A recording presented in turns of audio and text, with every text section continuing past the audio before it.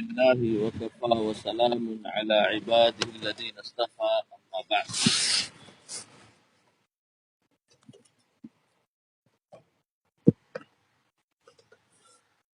جی، بیوی کے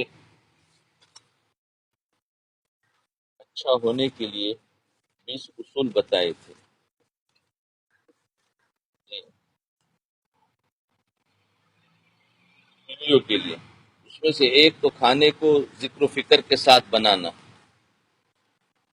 اور دوسرا کام کو وقت پر سمیٹنے کی عادت ڈالنا، تیسرا گھر کو صاف ستھرا رکھنا، چوتھا سنی سنائی بات کو آگے نہ پہنچانا، پانچواں خاوند کو دعاؤں کے ساتھ رخصت کرنا، چھٹا خاوند کے آنے سے پہلے اپنے آپ کو صاف ستھرا رکھنا، ساتواں رشتہ داروں کے ہاں صلہ رحمی کی نیت سے جانا، اور آٹھواں شوہر کو صدقہ خیرات کی ترغیب دیتے رہنا، نواں گھر کے اندر ایک جگہ مصلی کے لیے مخصوص کرنا، اور دسواں فون پر مختصر بات کرنے کی عادت ڈالنا، اور 11واں اہم باتیں نوٹ کرنے کے لیے ایک نوٹ بک بنانا. جی، اب 12ویں چیز تھی کچھ ضرورت کی چیزوں کو سنبھال کر رکھے. کچھ ضرورت کی چیزوں کو سنبھال کر رکھے، یہ 12ویں چیز ہے. اسی طرح گھر کے اندر بعض چیزیں ایسی ہوتی ہیں جن کا ہنگامی طور پر اکثر ضرورت پڑتی رہتی، اچانک پڑ جاتی، ان کو گھر میں مناسب جگہ پر ہر وقت تیار حالت میں رکھے تاکہ پریشانی سے بچ جائے. مثال کے طور پر ہر عورت کو اپنے گھر کے اندر ایک چھوٹا سا فرسٹ ایڈ باکس، ابتدائی طبی امداد کا باکس بنانا چاہیے. عورتیں عموماً اس طرف توجہ نہیں کرتی، لہذا چھوٹی چھوٹی چیزوں کے لیے ان کو ڈاکٹر کے پاس جانا پڑتا ہے. ذرا سا کسی بچے کو زخم آ گیا تو کہتی اچھا چلو جی ڈاکٹر کے پاس. اب ڈاکٹر کے پاس تو بچے نے جانا ہے، ماں اس کے ساتھ ویسے ہی جا رہی ہے. جب ایک عورت ایک غیر محرم ڈاکٹر کے پاس جائے گی تو اس سے بات بھی کرنی پڑے گی، کئی مرتبہ چہرہ بھی کھول بیٹھے گی، کئی مرتبہ پھر بات سے بات بھی بڑھ جائے گی. اس لیے شیطان کے دروازے کو بند کرنے کا آسان طریقہ یہ ہے کہ روز مرہ کی جو دوائیں ہوتی ہے یا چیزیں ہوتی ہے وہ گھر کے اندر رکھ لی جائے. سر درد کی گولی ہے، بخار وغیرہ کی دوائی کو سمجھنا بہت آسان ہے. تو ہر گھر کے اندر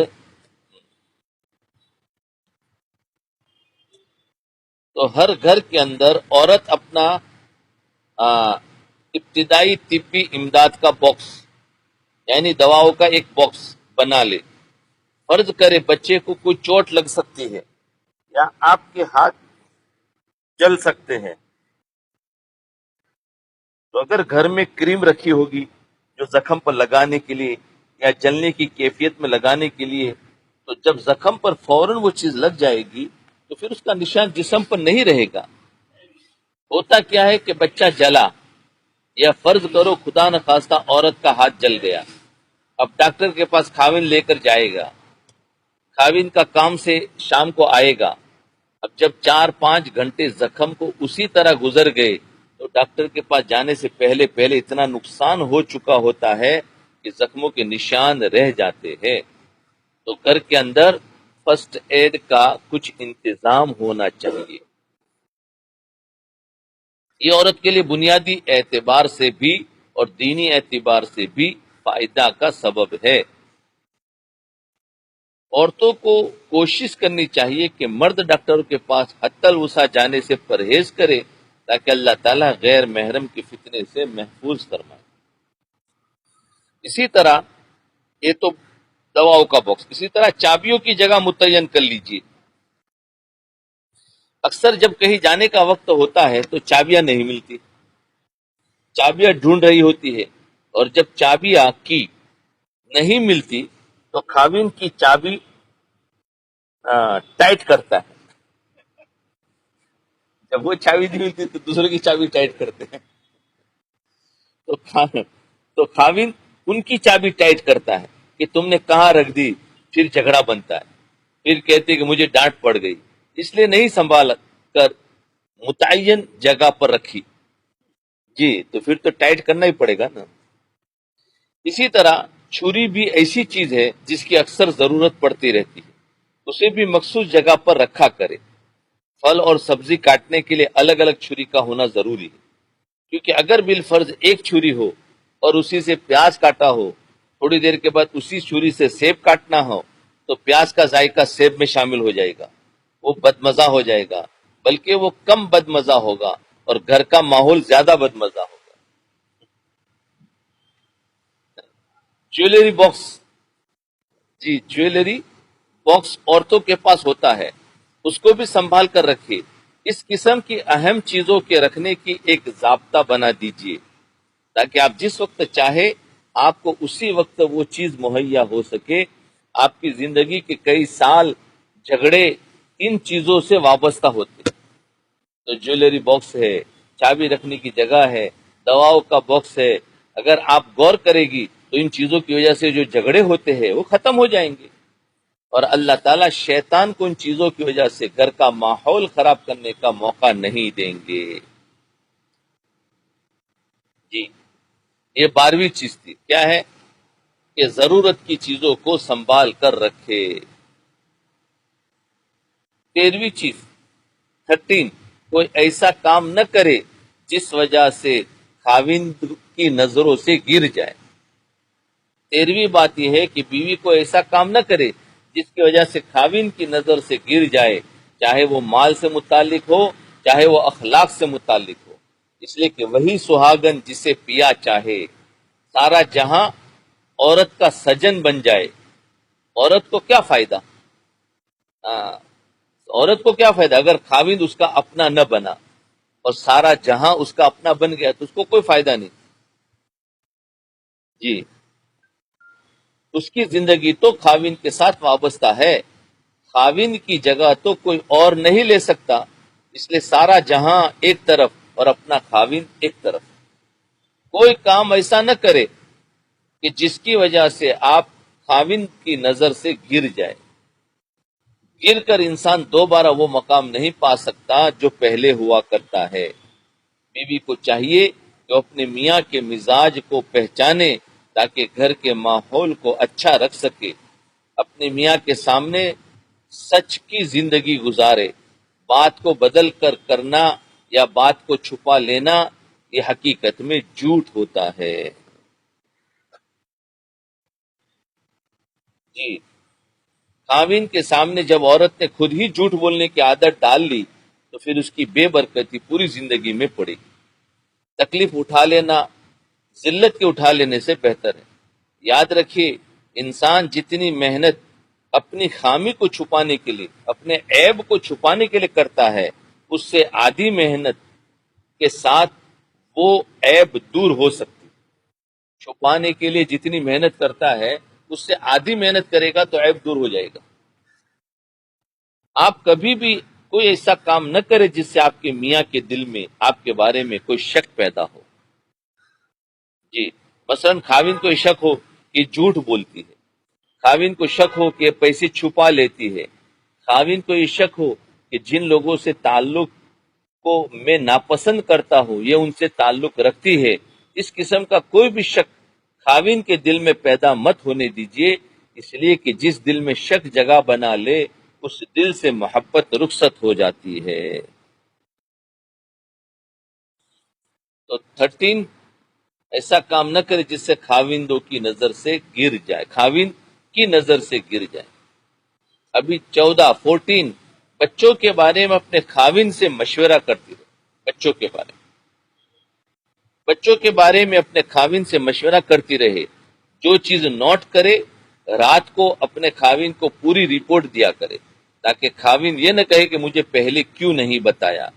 پھر خاوند کے مشورے سے جس طرح بچوں کی تربیت کرنی ہو آپس میں مل کر بچوں کی تربیت کرے.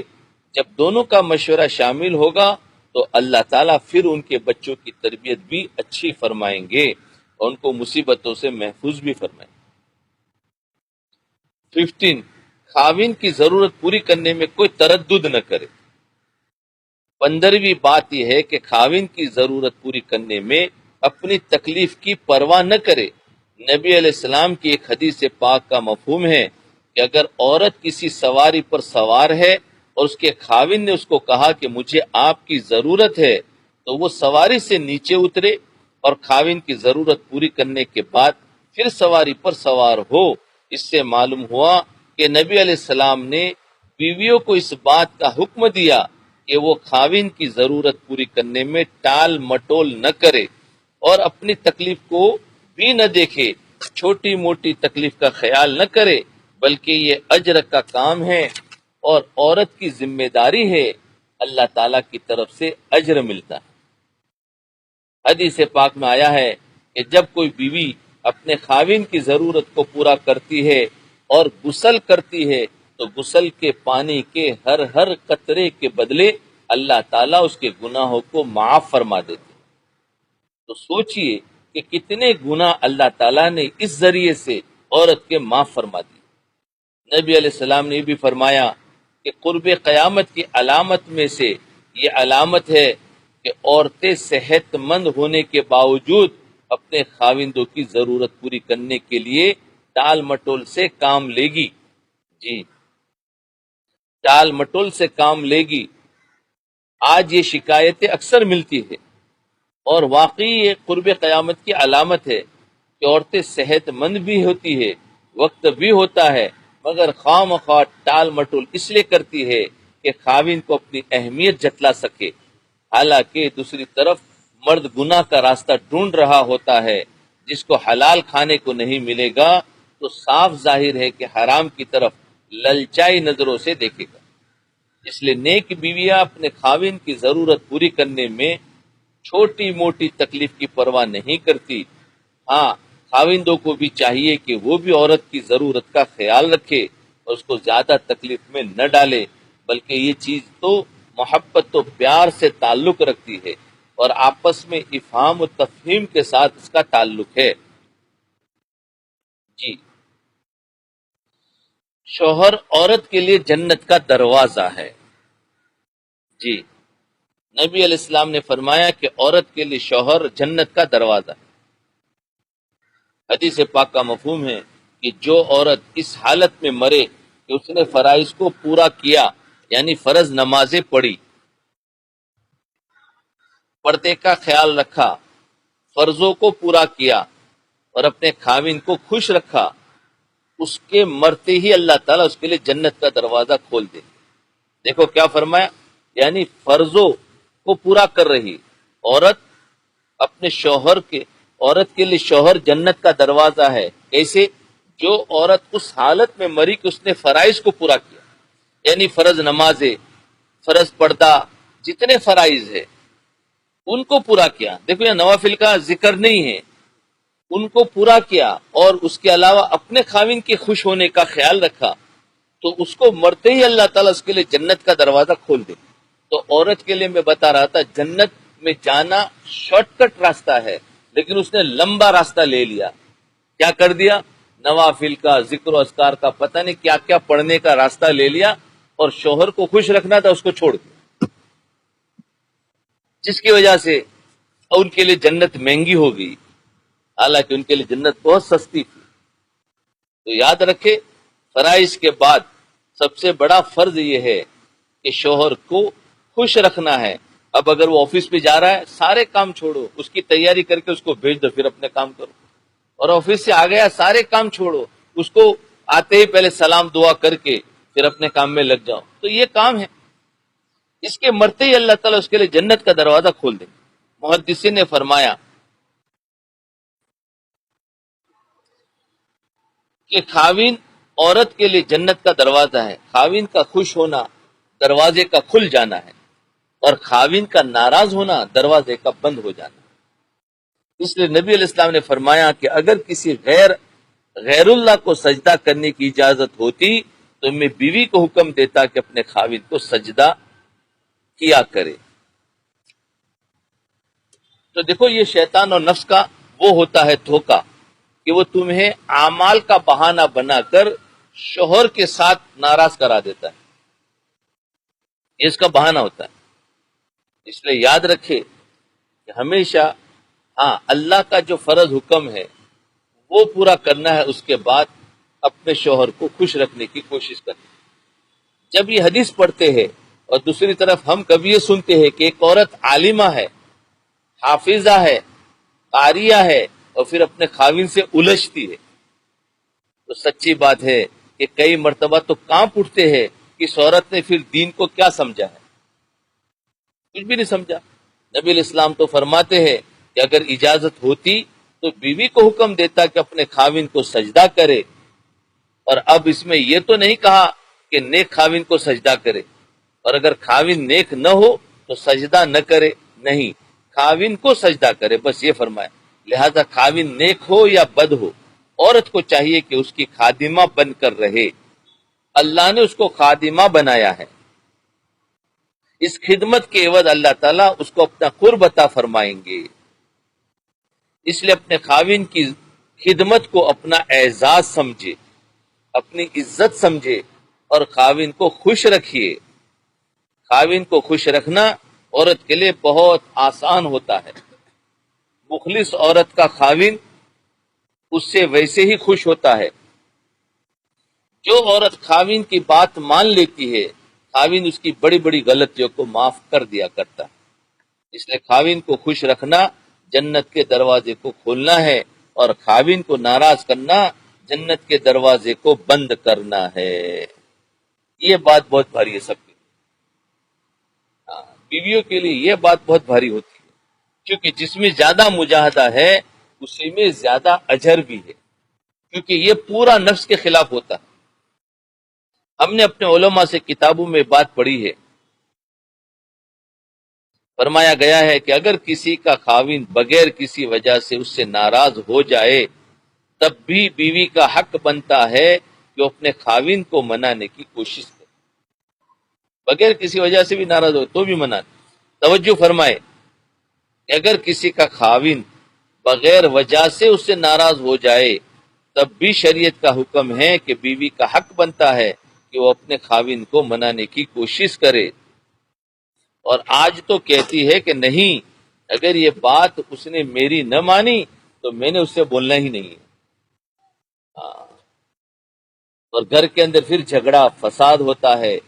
ضد تو آپ پوری کر لے گی، مگر اللہ کی رضا تو آپ کو حاصل نہیں ہوگی۔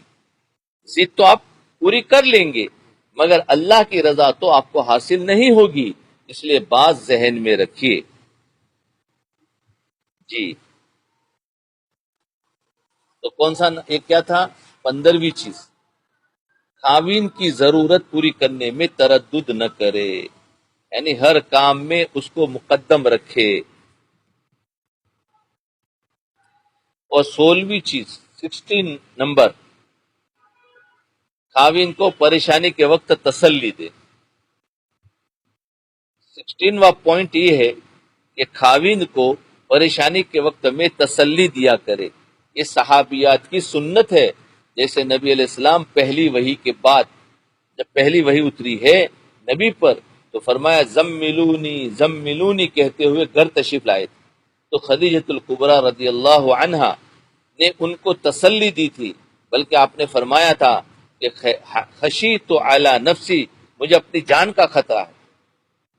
تو انہوں نے فرمایا کلا، ہرگز نہیں، انک لتصل الرحم، آپ تو صلہ رحمی کرنے والے ہیں، وتحمل الکل، اور دوسروں کا بوجھ اٹھانے والے ہیں، وتکسب المعدوم، اور آپ تو جن کے پاس کچھ نہیں ان کو کما کر دینے والے ہیں، وتقری الضیف، وتقری الضیف، مہمان نوازی کرنے والے ہیں۔ جب آپ میں اتنے اچھے اخلاق ہیں تو اللہ تعالیٰ آپ کو ضائع نہیں فرمائیں گے۔ نہیں، ابھی 16واں پوائنٹ ہے، 16واں۔ تو دیکھو یہ تسلی دے رہے، آپ گھبرائے ہوئے آئے ہیں وہی کی وجہ سے، تو یہ تسلی دے رہے کہ آپ بالکل نہ گھبرائے۔ چنانچہ اہلیہ کی ان باتوں سے اللہ کے محبوب صلی اللہ علیہ وسلم کو تسلی مل گئی تھی۔ خاوند کبھی کاروبار سے یا کسی اور بات سے پریشان ہو تو عورت کی ذمہ داری ہے کہ وہ گھر میں آئے تو تسلی کے بول بولے۔ یہ نہ ہو کہ اس کی پریشانی کو اور بڑھانے کے لیے پہلے سے تیار ہو۔ آئے ہائے، پریشانی کو بڑھانے کے لیے پہلے سے تیار ہونے اللہ اکبر. دیکھو ایک کروڑ پتی شخص کی حوصلہ مند بیوی، کیسے اس نے تسلی دی. ہمارے ایک واقف تھے، ان کا مشرقی پاکستان میں کام تھا. یہ ملک کی ڈویژن سے پہلے کا واقعہ ہے. مشرقی پاکستان یعنی بنگلہ دیش. ہاں، ایک مغربی پاکستان، ایک مشرقی پاکستان. ہاں، تو پہلے پاکستان دو تھے، بنگلہ دیش اور پاکستان ایک تھا، اور بیچ میں ہندوستان آتا تھا. تو مشرقی پاکستان میں کام تھا. یہ ملک کی ڈویژن سے پہلے کا واقعہ ہے. ان کے گیس اسٹیشن تھے. اتنے امیر آدمی تھے کہ اس دور میں جبکہ ڈالر کا ریٹ 3 یا 4 روپے ہوتا تھا، ان کا ایک ملازم ان کے 2 لاکھ روپے لے کر بھاگ گیا. 2 لاکھ روپے اس زمانے کے لے کے بھاگ گیا، اور کچھ مہینے کے بعد آ کر رونے لگا اور منت کرنے لگا کہ میں غلطی کر بیٹھا. انہوں نے 2 لاکھ بھی معاف کر دیے، اس کو نوکری پر بھی رکھ دیا. ایسے امیر آدمی تھے. اللہ تعالیٰ کی شان کہ جب ملک تقسیم ہوا تو اس حالت میں کراچی میں اترے کہ ان کی بیوی کے سر پر فقط 2 پٹا تھا اور کچھ نہیں تھا. بنگلہ دیش جب الگ ہو گیا، اب وہ یہاں آئے تو ان کے پاس کچھ نہیں تھا، سب کچھ چلا گیا. ان کے ایک بھائی کراچی میں تھے، ان کے گھر آئے اور کہتے کہ بس میری تو یہ حالت تھی کہ پتہ نہیں میں پہاڑ کی چوٹی پر سے آ کر کہیں گر پڑا ہوا، لیکن میری بیوی سمجھدار تھی، نیکوکار تھی. جی، اس نے اپنے آپ کو قابو میں رکھا. میں ڈپریشن میں کئی مرتبہ جانے لگتا، میری بیوی مجھے تسلی دیتی کہ گھبرانے کی کیا بات ہے، اللہ تعالی ہمیں یہاں بھی رزق دیں گے. کبھی کہہ دیتی کہ جو پروردگار وہاں رزق دیتا تھا اسی پروردگار نے یہاں رزق دینا ہے. حتیٰ کہ ہم کبھی دسترخوان پر اپنے بھائی کے گھر والوں کے ساتھ کھانا کھانے بیٹھتے تو خود بخود یہ بات شروع کر دیتی کہ جی اتنا بڑا حادثہ ہوا اور میں تو بڑی گھبرا گئی ہوں، مگر میرے میاں نے تو اس چیز کو ہاتھوں کے میل بنا کے ہی ختم کر دیا، وہ گھبرائے ہوئے نہیں ہے. تو کہنے لگی کہ جب بیوی لوگوں کے سامنے ایسی باتیں کرتی کہ میرے میاں نے تو ان $1,000,000 کو ہاتھ کی میل بنا کر اتار دیا، تو میں سوچتا کہ بھئی بیوی کو گھبرانا چاہیے تھا اور گھبرا میں رہا ہوں. یعنی بیوی اس کو تسلی دیتی. وہ کمزور دل ہوتی، جب وہ ہمت کی باتیں کر رہی ہے تو میں کیوں گھبراؤں. جی، چنانچہ میں اپنے آپ کو تسلی دیتا. فائدہ کیا ہوا کہ بیوی کی ہمت افزائی اور تسلی کی وجہ سے میں نے چند دنوں کے اندر اپنے آپ کو سنبھال لیا. پھر میں نے بیوی کے مشورے سے بھائی سے قرض لے کر ایک ٹرک خریدا، لوری، اور ٹرک کو چلانا شروع کیا. اللہ تعالیٰ نے رزق تو پہنچانا ہی تھا. ٹھیک 5 سال کے بعد میں سینکڑوں ٹرکوں کی کمپنی کا مالک بن گیا. 5 سال کے بعد بیوی نے اس کو سنبھال لیا. وہ خود یہ واقعہ سناتے ہیں اور کہتے ہیں کہ میں اپنی بیوی کا یہ احسان کبھی نہیں بھول سکتا.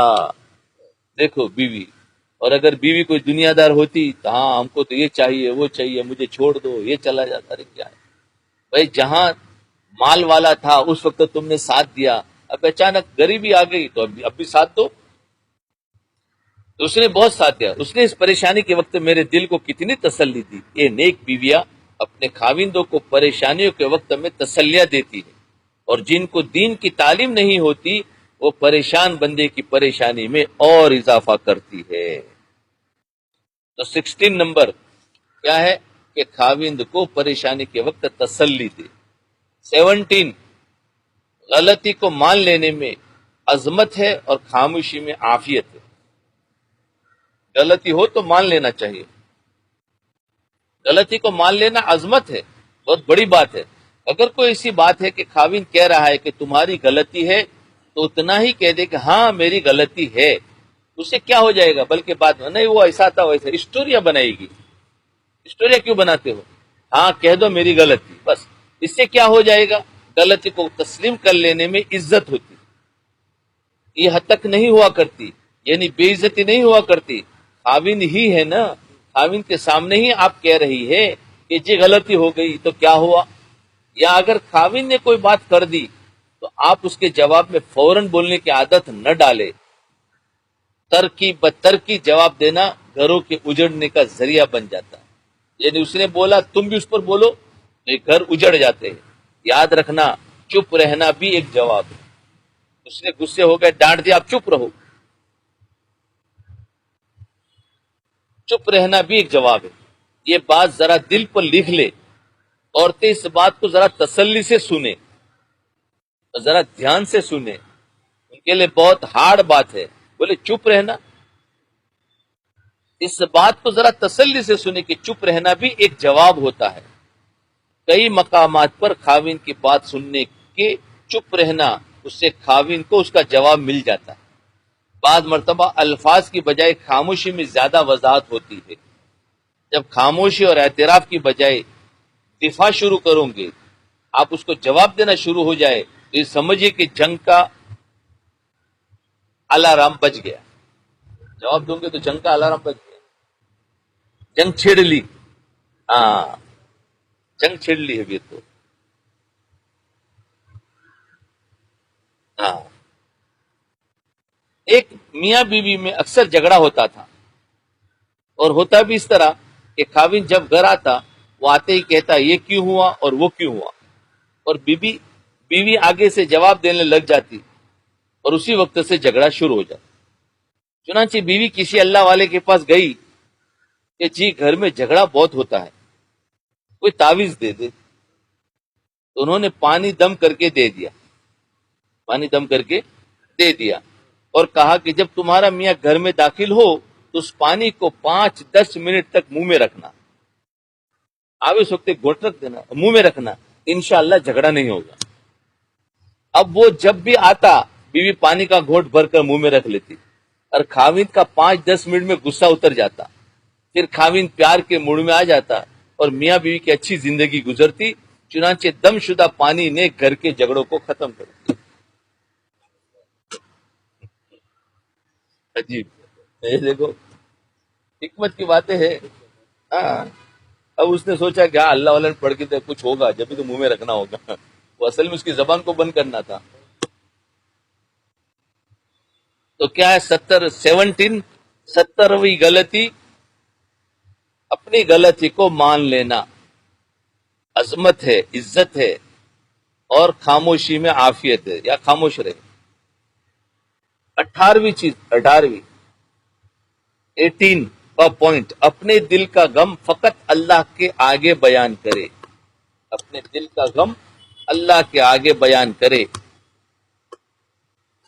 شکوے شکایتیں لوگوں کے سامنے یا میاں کے سامنے کہنے کی بجائے اللہ تعالیٰ کے سامنے کہنے کی عادت ڈالے.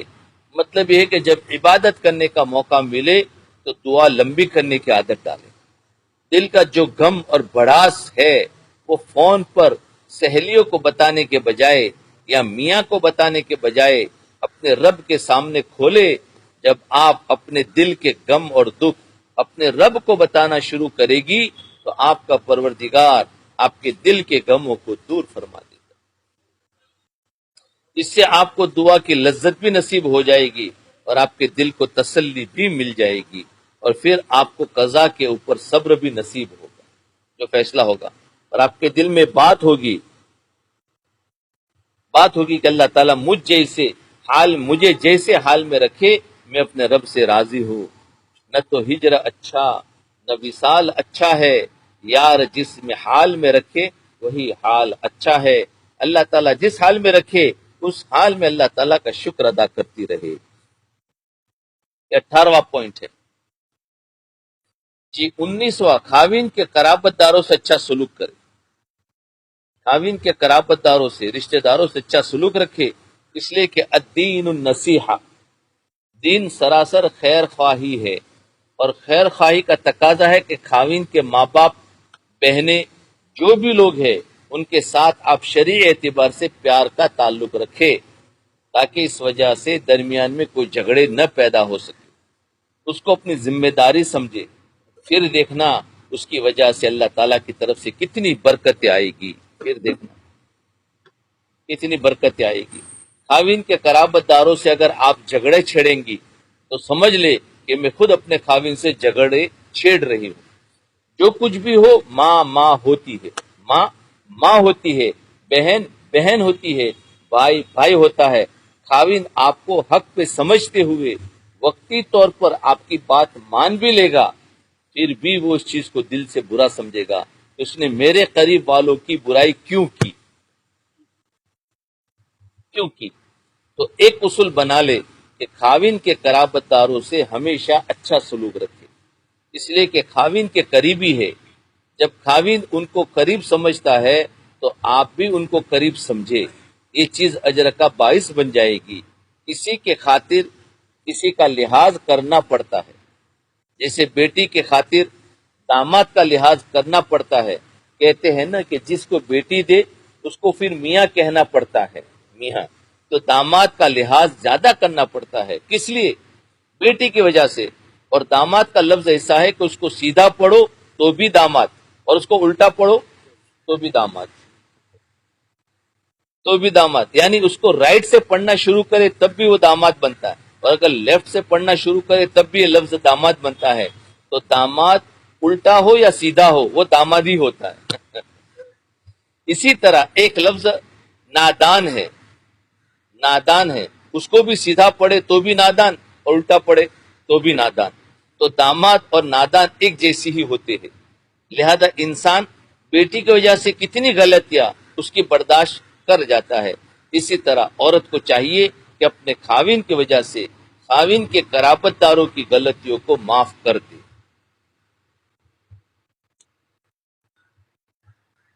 جیسے نبی علیہ السلام نے امت کو فرمایا کہ میں تم سے کوئی بدلہ نہیں چاہتا، الا المودۃ فی القربہ، میں اتنا چاہتا ہوں کہ میرے قرابت داروں کے ساتھ تم محبت کرو. تو جب نبی علیہ السلام نے ارشاد فرمایا تو یہی حکم خاوند کے لیے بھی ہے، اور بیوی کو بھی چاہیے کہ وہ سنت پر عمل کرے اور اپنے خاوند کی وجہ سے خاوند کے قرابت داروں کے ساتھ اچھا سلوک کرے. یہ بھی بہت بڑی غلطی ہوتی ہے، تو یاد رکھے ان کے ساتھ اچھا سلوک کرے.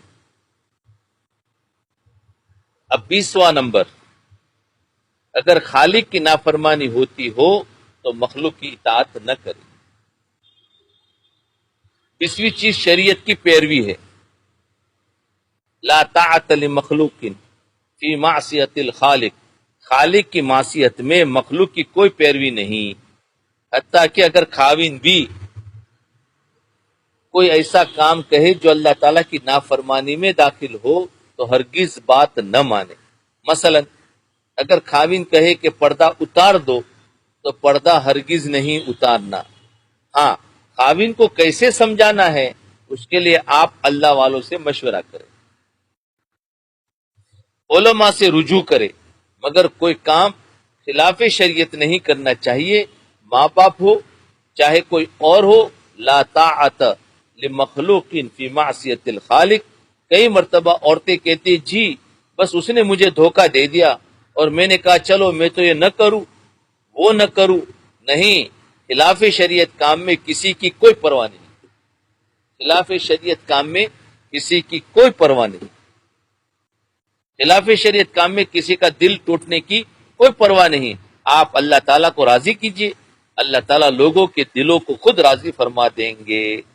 ہاں، جو کوئی پریشانی ہے، ایک طرف خاوند ہے، ایک طرف ساس ہے، ایک طرف اللہ کا حکم ہے، تو اس سلسلے میں مفتی حضرات سے مشائخ سے رجوع کی، وہ آپ کو درمیانی اور اعتدال کا اچھا راستہ بتا دیں گے، جس سے آپ کو اس مصیبت سے چھٹکارا مل جائے گا اور آسان ہو جائے گا.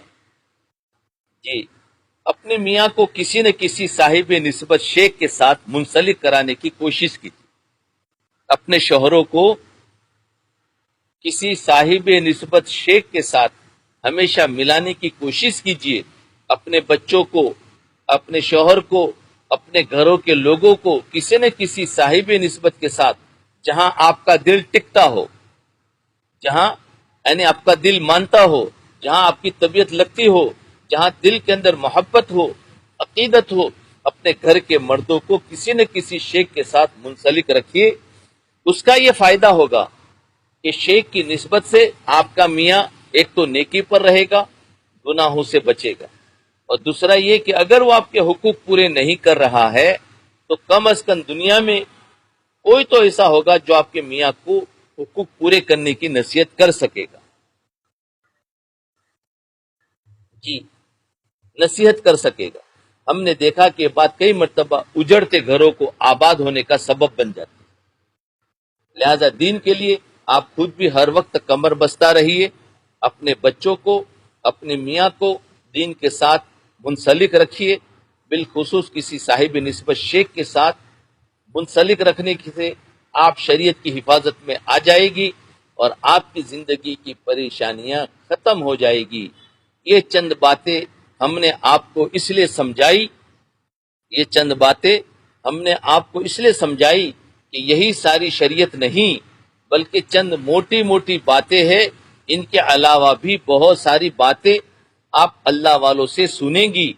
ان سب کو اپنا لینا، پروردگار آپ کو دین و دنیا میں کامیابی عطا فرما دے. تو دیکھو یہ 20 اصول ہے، 20 اصول بہت بہترین ہیں. اس کو روزانہ ہم پڑھے کہ میرے سے کون سی غلطی ہو رہی ہے. ایک ایک غلطی کو آپ صاف کرتے جائیں گے، پھر دیکھو گھروں میں محبتیں کیسی بڑھتی ہے. تو یہ 20 اصول ہے جو عورتوں کے آگے، اور مردوں کی 10 غلطیاں بھی آ گئی ہے، اور مردوں کی بھی 10 اصول ہے جس سے اور گھر جنت بن سکتا ہے. پھر عورتوں کے لیے بھی ہے کہ شوہر کا دل جیتنے کے طریقے کیا ہے. عورتوں کو، بیویوں کو شوہر کا دل جیتنے کا کیا طریقہ ہے وہ بھی سکھانا پڑے گا. لیکن چلو خیر، یہ 20 باتیں آ گئی، یہ 20 سنہری اصول ہے.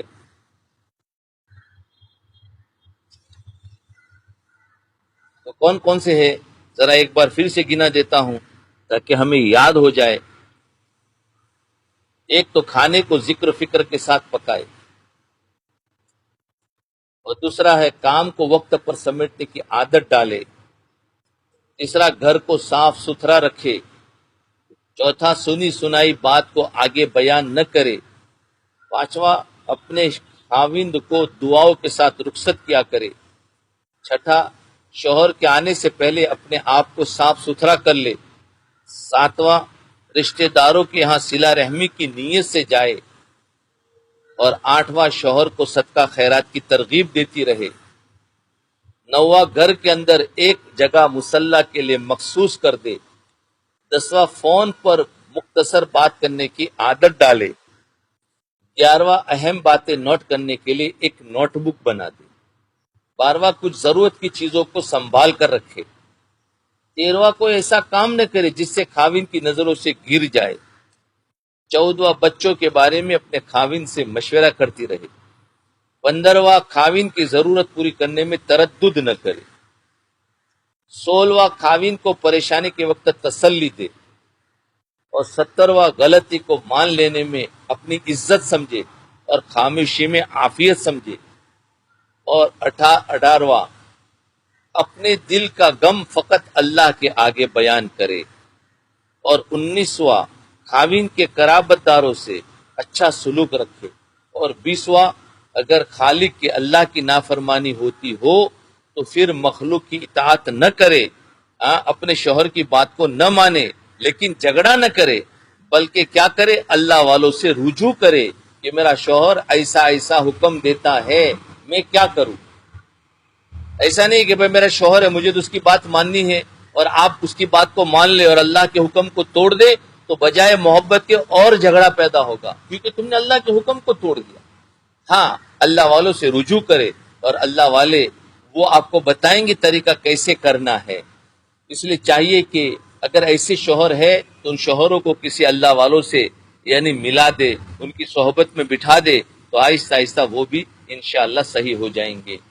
تو امید ہے کہ ہم ان باتوں کا خیال رکھیں گے. اللہ تعالی ہمارے گھروں کو جنت کا ایک نمونہ بنا دیں گے. وآخر دعوانا ان الحمد للہ رب العالمین. تو یہ رمضان کے